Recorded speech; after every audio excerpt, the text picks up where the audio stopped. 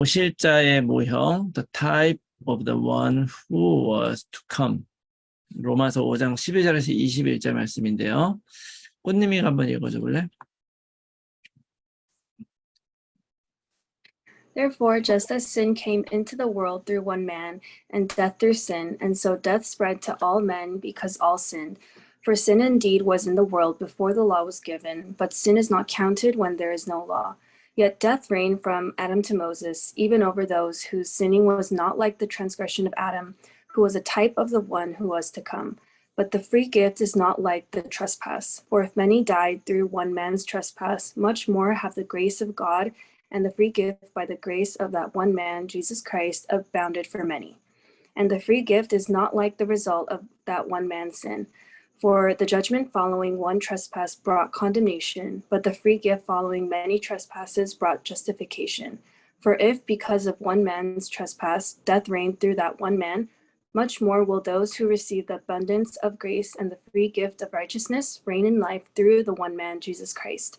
Therefore, as one trespass led to condemnation for all men, so one act of righteousness leads to justification and life for all men. For as by the one man's disobedience the many were made sinners, so by the one man's obedience the many will be made righteous. Now the law came in to increase the trespass, but where sin increased, grace abounded all the more, so that as sin reigned in death, grace also might reign through righteousness, leading to eternal life through Jesus Christ our Lord. 아멘. 네, 오늘 메시지는 오실자의 모형이라는 제목으로 메시지 나누는데요. 여러분, 그리스도는 모든 문제 해결자, 또 오직 유일한 하나님 만나는 길임을 믿습니다. 믿습니까? 아멘. 오늘도 이거 고백하시기 바라고, 우리가 이 사실을 다시 한번 확인하고 마음으로 믿고 누리면 승리할 수 있는 거죠. 사람은 있잖아요. 무엇을 믿는가가 굉장히 중요합니다. 내가 믿고 있는 대로 모든 걸 바라보는 거예요. 그래서 하나님을 믿으면 하나님을 보이고 사람을 믿으면 사람이 보이는 거예요. 그래서 이제 우리들의 믿음이 만약에 흔들려 버리잖아요. 그러면 다 흔들려 버립니다. 사단은 그걸 알기 때문에 어떤 세상의 많은 일들과 어떤 거짓말을 통해서 우리들을 흔들 때 뭐를 흔드냐면 우리들의 믿음의 흠집을 내는 거예요. 항상 그렇지 않다. 아닐 수도 있다. 이런 불신앙을 심는 거죠. 일전에 제가 예전에 다니던 교회에 어떤 한 50대쯤 되신 어떤 한 여자분이 평생 교회를 한 번도 안 다니다가 어느 날 교회를 다니게 됐어요. 절대 교회 안 간다 하다가 억지로 한번 갔다가 그날 또 간 날 그 교회에서 막 통성기도 하고 막 그랬던 날이었나 봐. 그래가지고 막 통성기도 하고 막 소리 지르고 이러는 거 질려가지고 난 다시는 안 가. 괜히 갔어 막 이러고서 왔는데 일주일 동안 그게 생각이 나더라는 거예요. 그래서 그 다음 주에 다시 그 기도 모임에 갔는데 거기에서 갑자기 막 눈물이 나기 시작을 하면서 믿음이 생긴 거예요. 그래가지고 그분이 교회를 열심히 다니기 시작을 하고 막 첫 해부터 막 뭐 1부 예배, 뭐 2부 예배 막 다 나오고 막 헌금도 열심히 하고 굉장히 그래가지고 사람들이 야, 진짜 하나님이 역사하셨다 막 그랬어요. 그랬는데 이제 그분이 내가 그 믿음이 없다 뭐 이렇게 얘기하고 싶지는 않은데 그분이 굉장히 열심히 이제 교회 중심으로 사는 삶을 새롭게 시작을 하셨는데 그때 마침 그 리먼 브라더스 사태 같은 것들이 생기면서 이제 2000년대 그 후반부에 그 미국에 굉장히 어려운 시간이 있었잖아요. 그러면서 이제 여러 기업들이 막 이렇게 어려워지고 경제가 어려워지고 막 그러면서 그 아들이 디즈니인가 거기에 이제 그 그래픽 아티스트였는데 그런 데를 다녔었거든요. 그런데 여러 사람들이 이제 퇴직하고 막 그러던 와중에도 그 아들은 잘 버티고 있다가 나중에 결국에는 이제 파이어 당했어요. 그러니까 이제 거기서 1차적으로 한번 흔들리는 거예요. 내가 열심히 했는데 왜 이렇게 이런 일들이 하나님이 안 도와주시나. 그리고 이제 그분이 이제 장사를 하셨는데 그 장사가 어려워지면서 결국에는 집도 하나 가지고 계셨는데 그 집도 결국에는 뺏기게 되신 거예요. 그런 어려움이 오게 나니까 이분이 결국에는 한 2년 만에 교회를 떠나시게 되더라고요. 그러니까 사실 어떻게 생각하면은 야 그럴 수 있다 생각할지 모르지만 집을 뺏기거나 그 경제적인 어려움 때문에 집을 뺏기거나 그런다 그래서 우리가 하나님을 안 믿을 이유가 없는 거잖아요. 하나님이 그렇게 만든 것도 아닌데. 근데 이제 많은 사람들은 이렇게 잘못 믿고 있으면 하나님이 내가 잘 믿으면 하나님이 이런 거 도와주신다 믿으면 사단은 어떻게든 이런 걸 흔드는 거예요. 그러니까 집으로 흔들고 아들로 흔들고 가족으로 흔들고 하면 다 흔들릴 수밖에 없어요. 그래서 우리 믿음이 굉장히 중요한 근본이다. 여러분 이걸 꼭 기억하셔야 됩니다. 그리고 뭘 믿느냐에 따라서 우리가 모든 것을 바라보는 기준이 돼요. 그래서 내가 세상을 믿으면 십자가가 어리석은 것이 되고 또 십자가를 믿으면 세상의 삶이 어리석은 것이 되는 거예요. 중요한 것은 내가 무엇을 선택하고 무엇을 믿고 내 인생을 던져야 되느냐. 무엇에 맞춰서 내가 인생을 살아가야 되느냐. 여러분들은 청년들이니까 이거 굉장히 중요하죠. 앞으로 살아가면서 얼마나 많은 이런 일들이 있겠어요? 좋은 일도 있겠고 안 좋은 일도 있겠고 우리 인생에 그런 일들이 다 닥칠 수 있습니다. 그런데 그리스도를 믿느냐 믿지 않느냐에 따라서 완전히 다른 삶을 살게 될 거예요. 그리스도를 믿으면 하나님의 능력을 믿게 되고 하나님의 능력을 의지하면서 이기며 살아가게 되고요. 믿지 않으면 하나님의 능력을 믿지 못하니까 내 힘에 따라서 살게 돼요. 근데 내 힘으로 따라서 살고 종교적으로 살아도 얼핏 보면은 마치 복음 안에 사는 것처럼 보일 수 있어요. 그런데 내 힘으로 살게 되면 있잖아요. 세상의 모든 일이 다 버겁고 힘들어집니다. 심지어 여러분 결혼하고 싶잖아요. 결혼식도 굉장히 스트레스가 많이 돼요. 그래서 옛날에 어떤 조사기관에서 조사했는데 인생을 살면서 가장 스트레스 받는 것 중에 결혼식이 몇 등이냐면 2등이에요. 2등. 1등은 배우자가 죽었을 때가 1등이래요. 그러니까 그런 거 외에 이제 2등, 결혼식인데 스트레스가 2등으로 많이 받는 시간이래요. 왜 그래요? 결혼식을 하면서 내가 하나님을 의지하게 되면요. 아, 하나님이 만나게 하셨구나. 하나님이 인도하신다는 거. 그러면은 그 하나님이 인도하실 내 인생을 바라보면서 그냥 가면 되는데 하나님을 믿지 않고 내 힘을 의지하게 되면 남자는 남자대로 이제 내가 가장이 됐으니까 이제 사회적인 위치가 변하잖아요. 이제 결혼한 한 가정에 이제 가장이 되고 그러니까 내가 앞으로 어떻게 책임을 져야 될까 하는 이런 그렇게 필요하지 않은 부담감도 갖게 되고 여자도 마찬가지인 거죠. 여자도 내 힘으로 하게 되면 과연 내가 한 이 선택이 맞는 것인지 이런 거 걱정하게 되고 그러면서 이제 굉장히 부담을 갖죠. 그래서 이번 주 메시지는 사실은 이 오실자의 모형, 이 메시지, 로마서 5장에 있는 메시지는 우리들에게 굉장히 중요한 걸 던집니다. 내가 이 땅을 살아가면서 진짜 그리스도가 내 인생의 답이냐. 이 질문을 던지는 거예요. 그리고 진짜 그리스도를 내 인생의 답으로 잡기 위해서 우리가 꼭 알아야 되는 그 부분을 바로 오늘 성경이 우리에게 말씀해 주고 계신다. 그래서 하나님께서 우리들에게 이 그리스도를 답으로 주시기 위해서 이 땅에 그리스도를 보내신 거죠.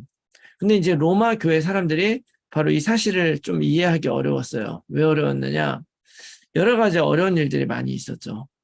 그러니까 많은 문제들이 그들 앞에 있었고 특별히 또 유대인들이 굉장히 초대교회를 핍박을 하고 어렵게 했잖아요.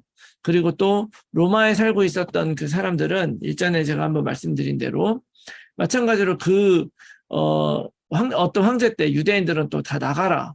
로마에서 나가라. 그래가지고 거기서 나온 사람들이 브리스기라 아굴라잖아요. 그래서 고린도에서 만난 거거든요, 바울을. 이렇게 내가 원하는 인생이 아니라 순탄하고 편안한 인생이 아니라 이렇게 쫓기고 하는 이런 여러 가지 어려운 문제들이 이제 있는 거죠. 그런 것들을 자꾸 닥치다 보니까 과연 내가 그리스도를 믿고 그리스도를 붙잡는 것이 내 인생의 답이냐 하는 의문이 생길 수밖에 없는 거예요. 그러니까 거기에다가 또 이런 의문도 생겼겠죠. 거기에 이제 초대교회는 항상 유대인들이 또 항상 유대적인 그런 율법주의가 붙잡고 있잖아요. 그러니까 또 이런 것도 있어요. 과연 내가 이 그리스도의 능력을 입어서 살아갈 만한 합당한 자격이 있느냐. 내가 그만큼 내가 죄인 아니냐. 그런 자격이 있느냐. 내가 그런 율법의 의를 내가 이루고 있느냐. 그리스도면 된다고 했는데 한편으로는 또 내 같은 죄인이 과연 그런 거 구원받을 수 있을까. 이제 우리도 사실은 이런 거 생각할 수 있죠. 내가 복음 누리고 뭐 서밋에 쓰고 이러면서 과연 내가 이런 자격이 있느냐 하는 그런 것들도 사단이 우리를 흔드는 거예요. 근데 이러한 우리들의 모든 이런 부족함과 또 이런 연약함이 있기 때문에 사도 바울은 오늘 말씀을 통해서 이걸 확실하게 우리들에게 답을 주시는 것입니다. 그래서 오늘 이 말씀 통해서 우리가 먼저 확실하게 확인해야 되는 사실, 죄인이 뭐냐는 거예요. sinner, 죄인. 여러분, 죄인이란 것을 정확하게 이해해야 됩니다. 여러분, 죄인이에요? 아니에요? 죄인이었죠. 그러나 지금은 죄인이 아니라는 것을 확실히 믿으셔야 돼요.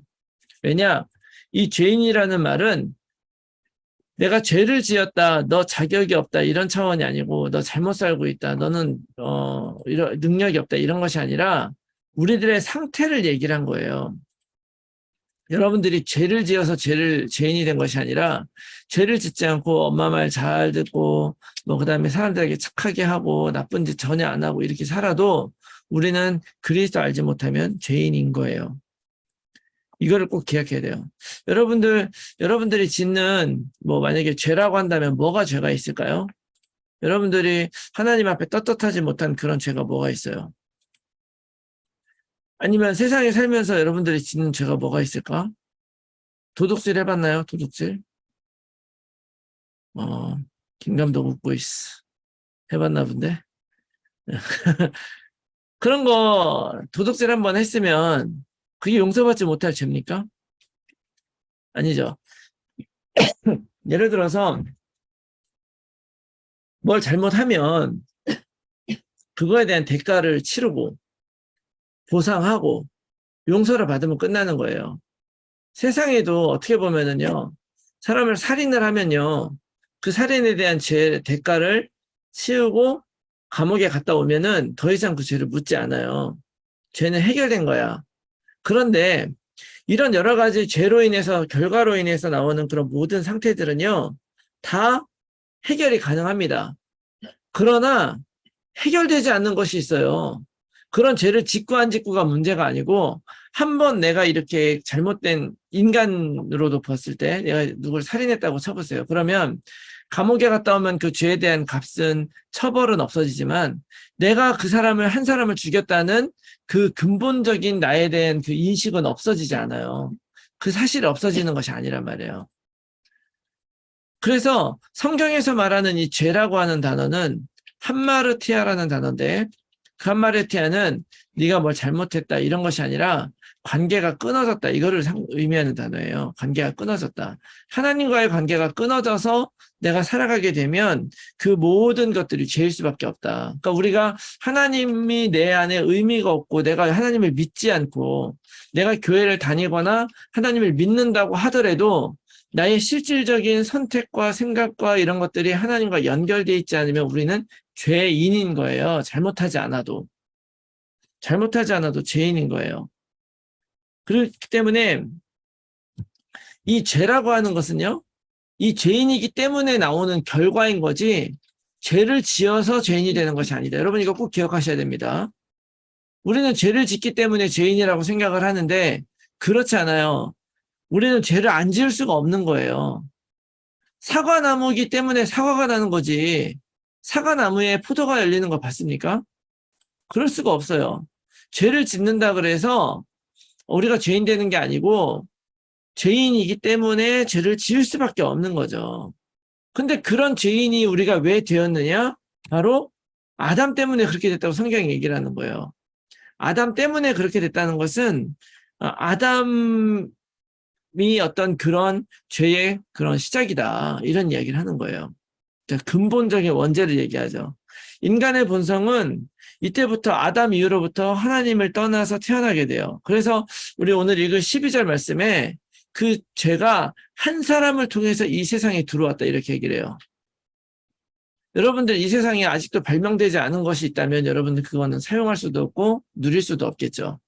왜냐, 아직 발명되지 않았고 발견되지 않았으니까. 태초에 하나님이 세상을 창조하셨을 때는요, 죄라는 것이 없었습니다. 하나님과의 관계가 끊어지는 것이 없었어요. 그런데 그 하나님과의 관계가 끊어지는 그 첫 사건이 바로 아담이 죄를 짓고 나서부터예요. 그런데 재미난 게 뭐냐면, 여러분, 창세기 3장 1절에서 6절 말씀에 보면 사단이 뱀 속에 딱 들어가서 뱀의 몸을 형상을 하고 하와에게 다가와서 속이잖아요. 그래가지고 하와가 그 열매를 먹죠. 그걸 먹고 같이 있는 남편한테 주니까 남편도 그걸 같이 먹었다 그러잖아요. 그런데 그럼 이게 왜 하와의 죄지 아담의 죄일까요? 아담 때문에 이렇게 됐다 그러잖아요. 그게 왜 그러냐면 엄밀히 말하면 하와는 있잖아요. 사실은 하나님으로부터 그 명령을 받지도 못했고 들은지도 못했어요. 그 메시지를 받고 명령을 들은 사람은 아담이란 말이에요. 저 선악과를 먹게 되는 날에는 선악을 알게 하는 동산 중앙에 있는 선악을 알게 하는 나무의 그 열매를 먹는 날에는 네가 정령 죽을 것이다 라고 이야기를 했죠. 그 말씀을 받은 아담이 바로 하와가 준 그것을 먹었기 때문이고, 더 나아가서 그거를 제대로 전달하지 못한 잘못도 있어요. 왜냐면 하와가 그 선악과는 그냥 동산 중앙에 있는 나무였을 뿐 그것을 왜 먹지 말아야 되는지를 몰랐던 거죠. 그러니까 그냥 쉽게 속아버린 거예요. 정확하게 모르니까. 그냥 율법적으로 지켰던 거죠. 그래서 그 아담이 말씀을 받았었기 때문에 그 아담이 그 말씀을 정면으로 하와가 줬어도 먹지 않았으면 하와도 어떻게 보면은 다시 그 죄를 짓지 않고 다시 원래대로 됐을 수도 있어요. 근데 아담도 같이 거기에 동참을 함으로 인해서 결국 하와는 성경적으로 봤을 때 남자와 여자가 한 몸을 이룬다 그랬잖아요. 너희는 창세기 2장 25절의 말씀 보면 둘이 한 몸이 될 거라고 얘기했잖아요. 결국에는 남자 여자가 한 몸이고 결국에는 하와가 지은 죄와 아담의 지은 죄가 다 하나가 되어서 결국에는 아담이 죄를 짓게 되고 그 죄를 통해서 생긴 것이 뭡니까? 눈이 열려버린 거예요. 하나님 아닌 다른 것에 눈이 열려버려. 그 상태로 우리의 모든 인류가 태어날 수밖에 없는 거죠. 그 결과로. 그래서 죄가 있는 곳에는요, 사망이 왕노릇할 수밖에 없는 거고, 죄가 없을 때에는 사실은 죄가 뭐가 죄인지도 모르지만, 우리도 모르게 그냥 그렇게 태어난다는 거예요.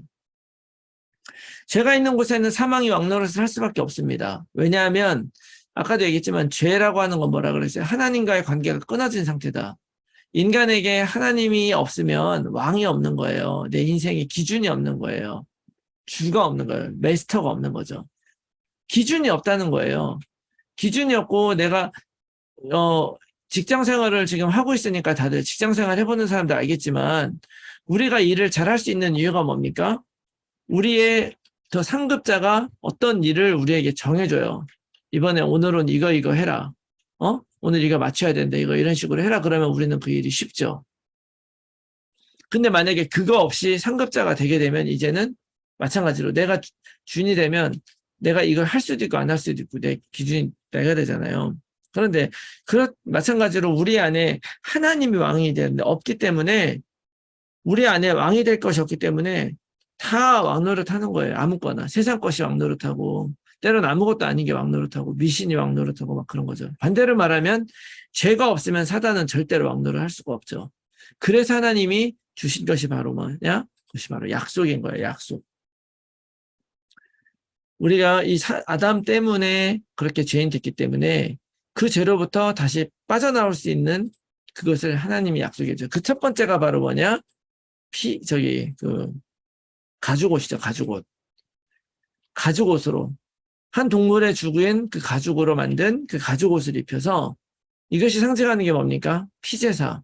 너의 허물을 가려주겠다는 거야. 한 생명이 죽어 허물을 가려주는 것. 이게 상징하는 게 뭡니까? 바로 예수 그리스도의 보혈의 십자가를 상징하는 거예요. 아담이 받았던 그 하나님의 약속은 이런 거였죠. 그래서 내가 이 가죽옷으로 너를 가려주겠다. 이거를 늘 기억해라. 그래서 그것을 기억하고 기억을 하는 방식이 뭐냐면 피제사인 거예요. 그래서 아벨의 제사만 하나님이 받으신 거죠. 제대로 전달받지 못한 가인은 정성껏 제사를 드렸지만 정성이 중요한 게 아니라 약속을 붙잡아야 되는 거죠. 이 약속이 어떻게 연결됩니까? 성전으로 연결이 되는 거예요. 성전. 이스라엘 백성 애굽 땅에서 다시 종살이 할 때 끄집어내서 광야에서 성전 중심의 삶. 그 성전 안에 뭐가 있습니까? 언약궤가 있는 거죠. 그곳에서 언약을 기억하게 한 거예요. 그래서 이 성전과 언약궤가 상징하는 것이 뭡니까? 하나님 앞에서 피제사 드리는 거예요. 내가 하나님과의 이런 떼진 관계, 그런 것들이 죽고 다시 살아나야 되는데 항상 그 제사에는 뭐가 있습니까? 희생양이 있는 거예요. 희생양. 그리고 이거를 깨닫고 하라고 했는데 이스라엘 백성이 이걸 가지고서 처음에는 깨닫는 듯 하다가 결국 시간이 지나면서 또 깨닫지 못하고 이것이 다시 전부 다 형식화돼 버리면서 결국 어떻게 됩니까? 망해버려요. 바벨론에게 망해버리고 다 끌려갑니다. 어떻게 보면은 가나안 땅에서 세우신 육신의 이스라엘 백성이 다 거기서 끝나버리고 하나님은 이사야서로부터 시작을 해가지고 다시 새로운 구원의 길을 준비하시는데 그게 바로 뭐냐? 여인의 후손으로 오는 창세기 3장 15절에서부터 준비했었던 그리고 여자가 아이를 낳으리니 그 이름 임마누엘이라 하리라. 바로 그 씨가 바로 오는 거죠. 그게 바로 예수 그리스도인 거예요. 그래서 그 예수 그리스도를 통해서 예수 그리스도를 믿는 남은 자들 중에 그 예수 그리스도를 믿는 그 사람들을 통해서 바로 우리에게 새로운 구원을 주시고 완전한 구원을 주시죠. 그래서 이게 구약의 제사 피제사는 결국 내가 죽는 건데 이제 그리스도는 우리의 어떤 행위와 형식이 아니라 한 번 완전히 십자가에 오셔서 십자가에 죽으시고 죽은 것을 깨트리고 부활하신 그리스도를 내가 정말 믿느냐 하는 그 믿음으로 이제 우리는 그 구원을 받게 되는 거예요. 이게 하나님의 약속인 거죠. 여러분 이거를 꼭 믿으시기 바랍니다. 그래서 이렇게 하나님이 우리가 죄인될 수밖에 없는 상태를 그리스도를 믿음으로 인해서 우리의 죄를 사해 주셨다 그래요. 이거를 어려운 말로 뭐 justification, 칭의라 그러는데 이 칭의라는 건 뭐냐면 우리는 의롭지 않지만 그 십자가를 믿는 믿음으로 하나님은 우리를 의롭다고 해주겠다. 여러분 이 사실을 믿어야 됩니다. 자, 그래서 우리가 이 그리스도를 믿는 순간 우리들은 더 이상 죄인이 아니라 의인이다. 여러분 이걸 꼭 기억하시기 바랍니다. 의인이에요. 자, 그러면 그럼에도 불구하고 죄인이 짓는 것 같은 그런 죄를 때를 또 질 때가 있잖아요. 그런데 여러분들이 만약에 계속 그런 죄를 짓는다면 내가 진짜 그리스도를 정말 믿고 변화됐는가를 다시 한번 의심해 봐야 돼요. 내가 진짜 예를 들어 담배를 피던 사람이 내가 담배를 안 피겠다라고 결단을 하고 안 피기 시작을 하면요. 처음에는 계속 땡겨서 한두 번 또 피고 싶을 수 있지만 점점 몸이 니코틴을 잘 받아들이지 않게 되면서 나중에는 담배 피는 게 더 싫어지게 돼 있거든요. 악에서부터 떠나게 돼 있어요. 그런데 만약에 내가 의인이 되기 때문에 그거를 내가 항상 누리고 살면 떠날 수 있는데 이런 것들을 우리가 제대로 이해하지 못하면 우리도 모르게 또 율법적이 돼버리면 우리가 이 의인을 제대로 누리지 못하고 핑계가 돼버려요. 이렇게 되는 것이. 여러분 이거 꼭 기억하시고 그래서 오늘 우리가 받은 말씀 오실자의 모형.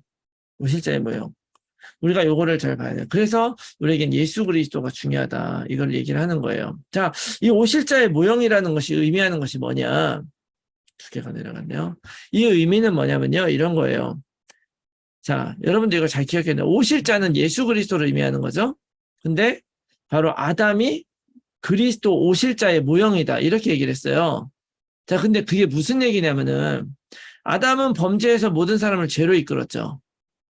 무슨 얘기인지 아시죠? 이 말은 무슨 얘기냐면 아담으로 인해서 모든 인류가 다 죄 가운데 태어나게 되고 다 죄인이 됐단 말이에요. 그러니까 아담 한 사람이 모든 사람에게 다 영향을 준다는 거죠. 근데 이 아담과 마찬가지로 그리스도도 그렇다는 거예요. 그리스도도. 무슨 얘기인지 아시죠? 근데 아담의 한 사람의 죄가 모든 사람에게 죄를 갖다 준 것처럼 마찬가지로 그리스도도 그래요. 그리스도는 뭡니까?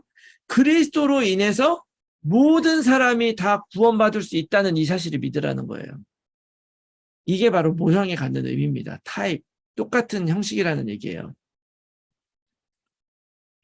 그러니까 엄밀히 말하면 우리가 이 오실리의 모형이 될 수는 없죠.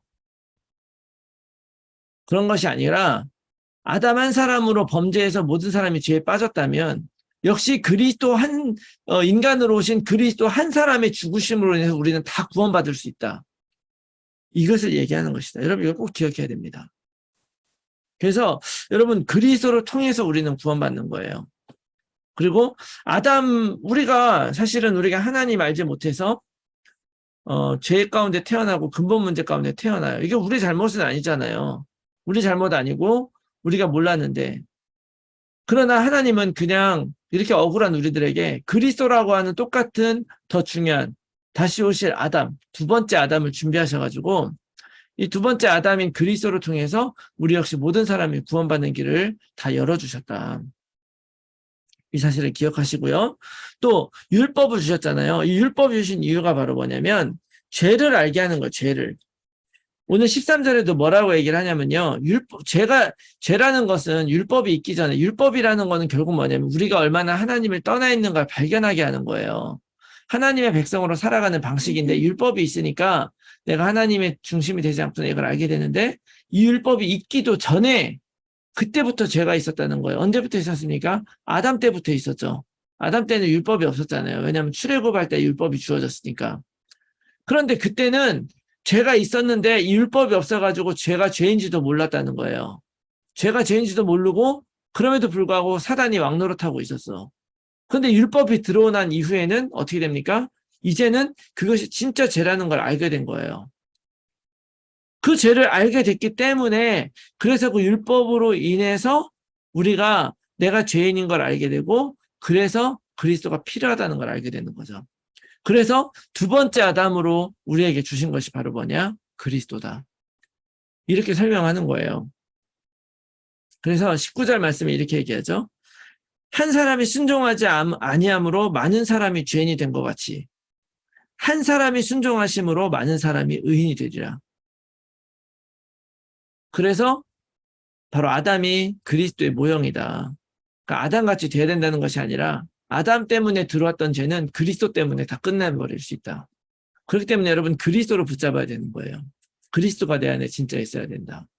그리고 그 그리스도를 내 인생의 답으로 삼을 때 우리는 반드시 승리하게 된다는 걸 믿으시고 여러분 우리가 그리스도를 붙잡고 의인이 이미 되었다는 사실을 꼭 기억하시고 믿으시기 바랍니다. 항상 이게 굉장히 중요해요. 그래서 오늘 이 말씀 붙잡고 우리가 좀 한번 깊이 묵상했으면 하는 첫 번째 포인트는 뭐냐면 항상 기억해야 됩니다. 그리스도를 통해 나는 의인이 되었다. 이 사실을 여러분 꼭 기억하시기 바라요.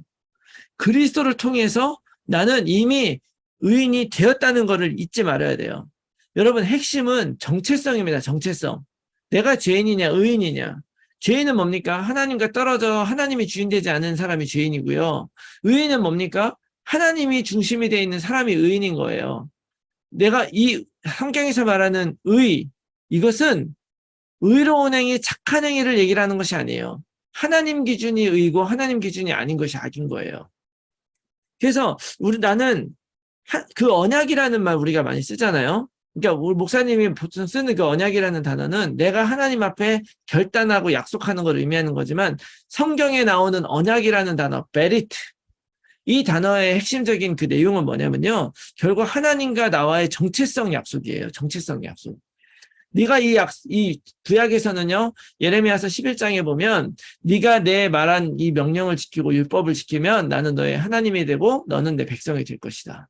그랬는데 그거를 제대로 지키지 못했죠. 이스라엘 백성이. 그게 결국 다 망했어요. 그러나 히브리서 8장 10절에 다시 약속을 줘요. 너가 이 말씀을 내 마음에 새기고 이것을 믿으면 나는 너의 하나님이 되고 너희는 나의 백성이 될 것이다. 하나님이 우리에게 준 약속은요. 정체성 약속이에요. 나는 하나님의 백성이다.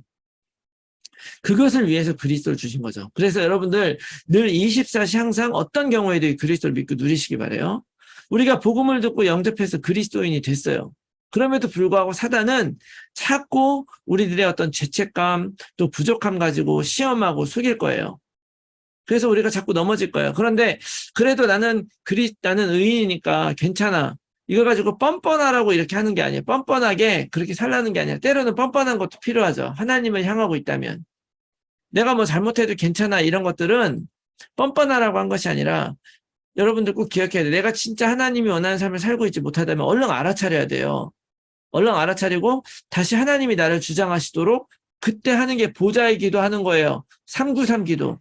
그 393 기도를 내가 제대로 하면서 하나님의 능력이 나타나는 게 아니고요. 393 기도라면 하나님이 날 대신에 일해 주시는 게 아니라 바로 그 하나님의 능력이 진짜 내 안에 보좌로 임해서 주인으로 임해서 왕으로 임해서 나를 바꾸는 거예요. 그러면 그 안에 이미 준비되어 있는 성삼위 하나님의 능력, 전무후무한 응답, 세상 밖을 안테나, 또 3시대의 증인, 이것이 다 나타나게 되는 거다. 우리가 그것을 감당할 수 있게 되는 거예요. 우리는 부족하지만 내가 그것을 누리면 하나님은 이 일을 할 수 있도록 먼저 해주신 거죠. 그래서 여러분들이 아시는 로마서 5장 8절 우리가 아직 죄인 되었을 때 자격 없을 때 그리스도께서 우리를 위하여 죽으심으로 하나님께서 우리에 대한 자기의 사랑을 확증하셨느니라.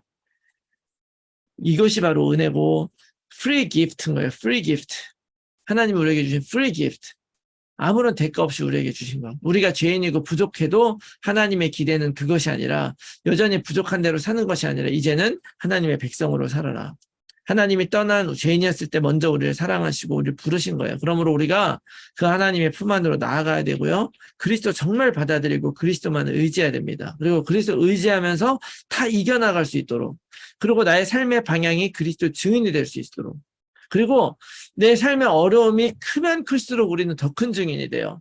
오늘 말씀에 나오잖아요. 20절에 보면은 뭐라 그럽니까? 죄가 더한 곳에 은혜가 넘쳤다. 여러분, 우리 힘으로 해결할 수 없어요. 죄는 정말로 더 힘들고 어려운데, 그럴수록 그리스도를 내가 누리고서 빠져나오게 된다면 그 나의 괴로움, 불가능, 잘못, 어려움은 오히려 더 큰 하나님의 능력을 드러내는 것이 되죠. 그리고 이러한 은혜를 주신 이유, 그렇게 어렵고 힘든 것을 은혜로 프리 기프트로 구원해 주신 이유는 바로 21절에 나오죠.